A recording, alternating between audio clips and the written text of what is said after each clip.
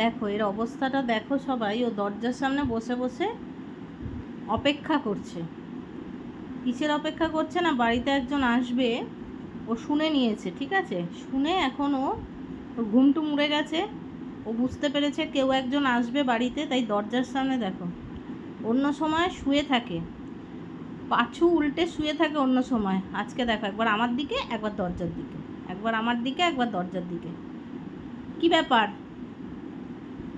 তুই কার জন্য অপেক্ষা করছিস? এই ও মা, কে আসবে গো মা, কে আসবে? তুমি জানো কে আসবে? তুমি বুঝতে পারছো? সব বোঝে, একদম ইন্টেলিজেন্ট পোদো, সব কথা বোঝে। শুধু ফোনে বলতে হবে যে কেউ আসছে, ব্যাস। কে আসছে তুই জানিস? কে আসবে তুই কি জানিস?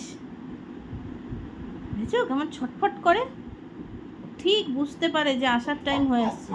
না না না, এখনো আসেনি, এখনো আসেনি। আসলে তো তোমায় ডাকবে পোদো বলে। ও মা, আসলে তোমায় ডাকবে, এখনো আসেনি, শুয়ে পড়ো তুমি। আমি তো শুয়ে আছি, দেখ তো, আমি তো যেতাম আসলে নাকি? আমি তো শুয়ে আছি, তা তুই ছটফট করছিস কেন? বাড়িতে যদি কেউ একটা বলেছে আসবে, ওকে রাখা যায় না। এখনো আসেনি রে, আসলে তোকে ডাকবে। এ গাধা, কি করবে এই গাধাকে নিয়ে আমি? আমি তো শুয়ে আছি, দেখো তুমি। এ দেখো, দেখো জানলা দিয়ে দেখতে যাচ্ছে।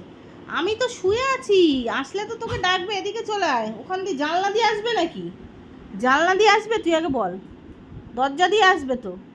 ও গাধা, কেউ আসলে ভাবে জানলা দিয়ে আসছে, এমন গাধা।